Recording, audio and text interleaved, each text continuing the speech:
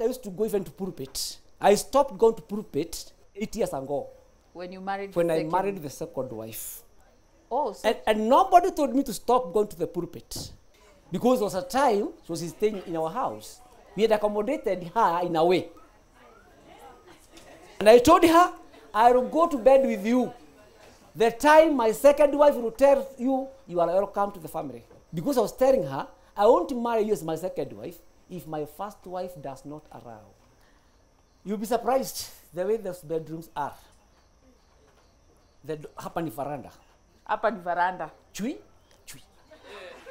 Hapa hivi. Nakaa hivi kwa kanisa. Wakati wa sadaka tumepanga laini pamoja hapa.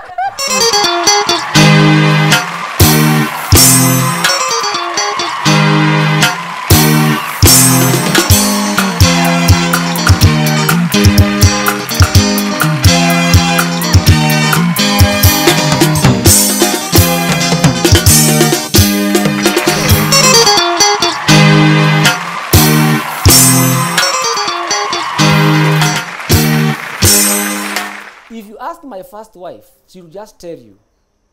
I kept on telling her, I am worried about the families. Because I have seen with my own eyes. Families breaking simply because a wife has realized the husband has a side chick.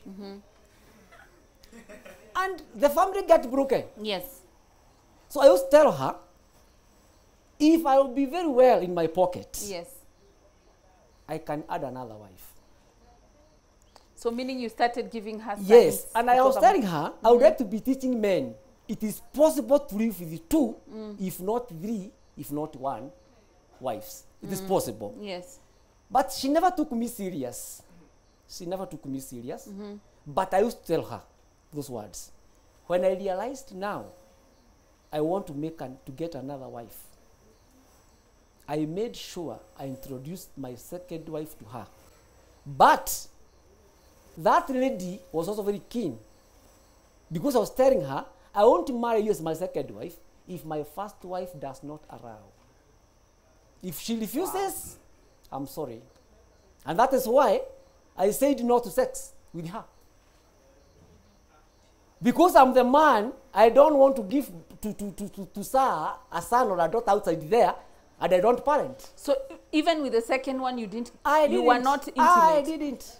I didn't. Until you married her. I gave her the time. Where? And I told her, I will go to bed with you. The time my second wife will tell you, you are welcome to the family. Because I would hate to mess. If I saw, even today, Fiki, I'm saying, if I mess myself up with another lady outside there, I saw a son, rest assured, I have to part with the son or the daughter. I can't let it go. And that's why I'm so keen when it comes to those tabias. How long did you date the second wife before you introduced her to the first wife? We never stayed so much, so about 2 years. But luckily, my first wife knew her as a friend. Because there was a time she was staying in our house. We had accommodated her in a way. You see, you marry a friend. Yes. You marry a friend. My best friend. Yeah, you marry a friend. So she knew her as a friend. But the time I introduced her to her, it was okay. But it was not as easy as I'm saying. And I'm a man whereby I cannot introduce a topic just anywhere. I remember I took her in a hotel. And we sat down the way you are sitting now. And after chatting a bit, then I gave her my topic. And because also she's also a very good lady, a good listener, and he understands me so much. She understands me so much. With the time, maybe after several meetings, she had no choice but to accept. And she told So at me, the first time, it was a little bit difficult to accept. you see, you can't just say yes. First of all, you must know this lady. You don't know whether he's going to come and overturn everything. Nona. So we must first of all create confidence. You struggle a little bit. Yes, it's just a bit, talking, sharing. But I knew my wife is not a lady with so many problems, so many questions, but a good listener. Yes. Did you have like any reason that caused you to have another wife? Ama, it was just something from the heart. You always wanted to be a polygamous Vicky, let man. me tell you, my first wife is very beautiful, by the way. Very beautiful, very respectful, and out of honor. Very sexy, by the way. So people may think that I went for second wife because my wife has failed, but that's not true. So was it a desire? I decided instead of having somebody else there, I hide somebody there. One thing I knew, if I hide, I'm going to waste my resources so much. So why can't I bring her? So I decided, let me bring this lady on board, Yes. so that we build the family as one. So, and my wife accepted it. So how did you introduce the both of them? How was the experience of bringing the second for the first time to the first one? That's what I'm saying. The introduction, after she accepted, Yes. I called my sons and my daughter, and I told them my thinking. The first son asked the mom, do you have a problem with that? And the lady told the son, tumeongea na baba na mimi sina shida. Then the first son told the others, if mom has no problem, who are we to have a problem? So it was like a walkover. Yes. Yes. So when you introduced her the first time, what was going on through your mind? Like, were you nervous? You see, tense. Did you go out? Did you take them out? Did you bring her home? Oh, now after I have told my children, Yes. my thinking, and the wife now asked them whether they have a problem, then wakamuuliza kama wewe una shida, sisi tuna shida hapo, so it was okay. That was not enough.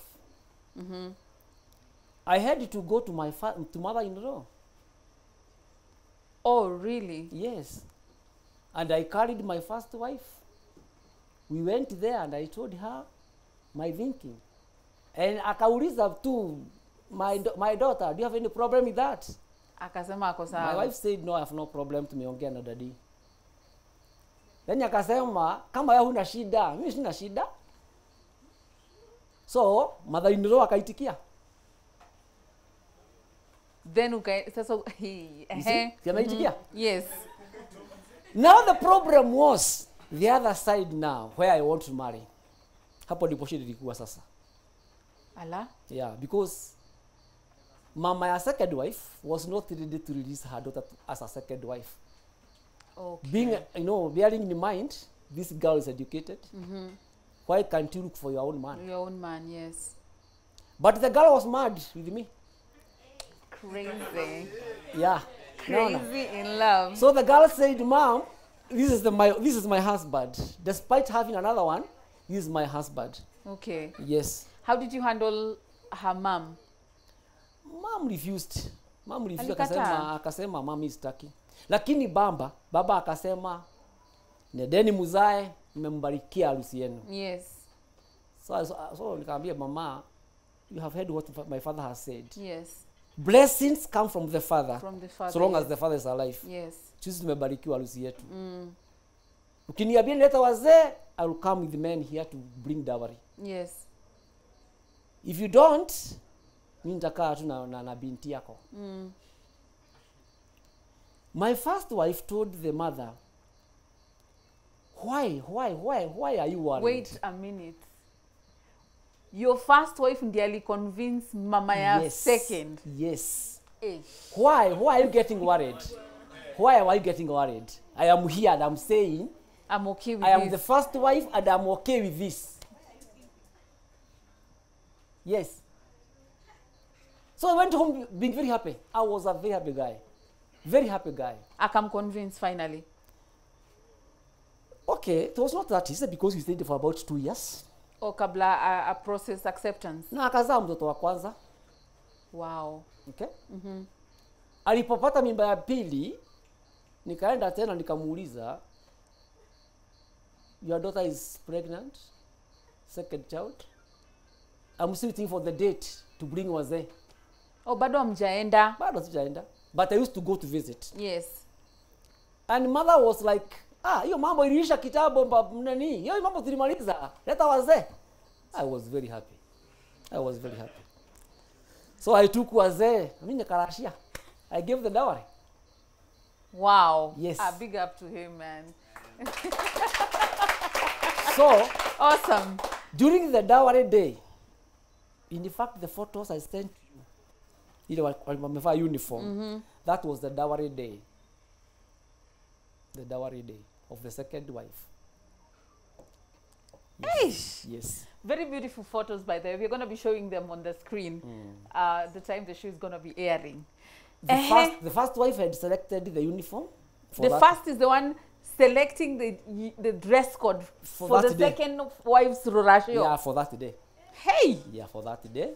And she supported me so much. And we went and we had a very good day. Yes. Yeah, and I made sure my reverend, who is now the assistant bishop, Vicar Diocese, was the one to preach that day in that occasion. Because I'm the best man in his wedding. Wow. Bishop Wadhika. Yes. I'm the best man. Yes. So I made sure he will come and preach there. Albiri. Yes. Wow. Hey, amazing, amazing story. So now, umerashia. Yeah. Muko wote official. Official. Ni wako wote. How has it been since she came and the living? Let me tell you, the life in my family doubled. So let me ask you, just before you go on. Yes. There is a saying out here that the second one can come and actually bring more life into the first one's marriage. Is it true? To me, it is very true because I've seen it happening. Those two ladies, they have a lot to share. A lot to share. Be surprised. Not once, not twice. I go to the table room to tell them, hi guys, it is late. I'm in bed waiting for one of you to come. Hey! It is late. Hey! They have a lot to share. A lot to share. Oh my God. And when you ask that, who decides to go? Who is going to come? Now, already, you see, it will depend where am I sleeping. Si nimeamka kwa kitanda. Sintarudi tu huko. Si atanipata tu. Kwa hivyo ni ile room wewe umeenda. Mimi nimeenda tu. Na sina program. I can Wait, see there's something you guys have not noted about what he's saying, eh? The living arrangements. Please tell us about the living arrangements before you even we get there. live under the same roof. Same house. My house is big. Baba hana bedroom. Mimi sina bedroom. I sleep where I want. Hey. Under the same roof. And I have no program. Hauna program. I have no program. Nah. Hey. What if you find yourself like leaning on one side so much? Not me. You are able to, you balance them. Not me. Since Vicky, let me tell you. You see, marriage is not just sex. And these are great young men to understand this. Yes, please listen, guys. Marriage is not just sex. Yes. There is so much beyond the bed. You see, I am saying there's so much beyond the bed. But many people see marriage, they just see sex. What if you go to that marriage and one of them becomes sick? Are you going to divorce because one of you now is not able to pray sex? No. No, please. So there is so much in marriage beyond the Bed. Beyond the bed. So I know a lot of people.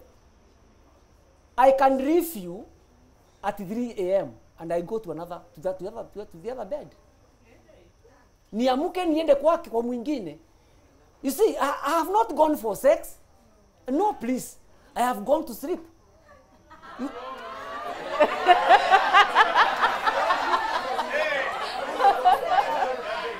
Wow. You see, okay. So mali ulianzia usingizi. Let me tell them. Yes. Let me tell them. Yes, please. Listen to me. Many people love me because I never tell lies. That's one me. Yes. I never tell lies. And my children know I hate lies. My students know I hate lies. And that's why I'm so open and frank. So open and frank. So when I say, si lazima nilale kwako mpaka asubuhi mimi, si lazima. I can leave you and go to the other one at 3 a.m.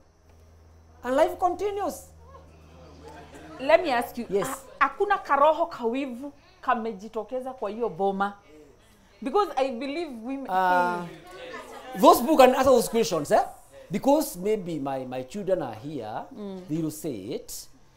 If you want to know more about me, if it is possible, those people who have come looking for me, they have even gone ahead to ask my neighbors how we live. And they get surprised. So to me, I don't see it as my power. Apana. Our life is just amazing anyway. Nimekuambia when that second wife came, ni kama our life doubled. I don't know how, but I see it in my home. I see how my children relate with the other children of the other wife. I see how we relate. I see how we live, how we bring up our children, how we develop ourselves. Yes, how we develop ourselves as a family. We'll get to the point of finances, because I want to understand the point of finances. I want to understand the point of children and how they took it. But before we get there, let's first understand how you and them relate within the house, because I'm trying to figure out how you live together under the same. Who cooks for you? Well, those ladies, they are so organized. I've told you one of them is a teacher. The other one is a doctor, is a clinical officer. She has a clinic. Okay? So after job, Muranga level 5 hospital, she goes to her clinic. Where I normally go to pick her from 6, goes to nafuga clinic yetu saa 2 ya usiku. See, the other lady is at home already with the other 2 children. Yes. Kawaida tutapata amepika. Si ndio? So ni yule amefika nyumbani kwanza. Basi atapika. Kama hutapika, if you are not going to cook, you are the one to do the washing of the utensils. The utensils? Okay. You are the one to organize the kitchen before you go to bed. Okay? Wow. But the one who is at home is the one to prepare for supper. And who prepares you in the morning? My first wife is a home science teacher. Home science teacher. Yes. So you can imagine she knows how to do these things. Okay? Mnaona hiyo She shati does kwa this moja. way. But my Hiyo second shati? wife, Yes. yeye ndiye atapiga kiatu langi. So they both share They have taking to, care of they you. share. The shoe is done by You the are a by the king, second man. wife. It is biblical. The Bible says the man should live as a, you live as a king at home. You are a king. But you must behave like one. It has to begin with you. Yes, you because must. we are actually going to get there. Because for you to put order Yes. in your house to the extent that they're both cooperating, they're both taking care of you, there's no fights and everything. I think it's all determined by the man. Yes. So we're going to be going to that point where you're going to be talking about how you as a man carry yourself. Because for you to command such respect, it has to be you specifically. The man Yes. man matters. You see, to be a man does not mean now that you are a gentleman. To be this man, it is, you understand your responsibility. Yes. Know your responsibility. Why did God create you as a man? God gave you the responsibility to be a man. If you slack a bit, shauri yako. But God has done his work. He created you as a man. Yes. And he created a wife from the rib. Yes. The Bible says. I pity men. Because a man, they sit in their home, ni kama wanakalia kiti hapa. Wamekaliwa ni vibaya kama si hapa nje. kwake. Ni kama si kwake. Pole kwa huyu mzee. Pole. Lakini heko kwa yule atakalia kiti chake na matako yake mawili kama mzee wa Kama mfalme. I get happy when I go home and I hear them asking each other, baba amekunywa chai. Anasema nimempatia maziwa, wacha nimpe uji. Hey. You know that competition, it really built me. But then I was to ask you, how does it make you feel when you're in your living room and you're seeing both of them wanapita hapo na tuleso, wako poa, wako beautiful? Unauliza. And I'm the man, after job, direct home. After job, direct Home. Home. Because my home, I feel I'm happy when I'm at home. Yes. They are my best friends, by the way. They are my best friends. They You make hang me out happy. with them. They are my best friends. Yes. So, I feel so happy, so respected and honored. And anaambia Mungu nipe maisha mingi mimi nikae. You're going to live long. I'm telling you. That life of a king, man. Si mnasikia aje nyinyi hapo? Wengine wenyu mnatamani. So I was going to ask you another question. Now that unakaa na wao under the same roof. Yes. Mmoja ako upstairs, mwingine ako downstairs. Are the rooms far ama? You'll be surprised the way those bedrooms are. Hapa ni veranda. Hapa ni veranda. Chui. Goja. The bedrooms are facing each other. Each other. Mlango. Unadecideanga hapa kwa corridor. Ndio una making decision ama unakuanga usha prepare mind yako from my friend. No. As I told you, I have no program. But you see, sometimes utaangalia uone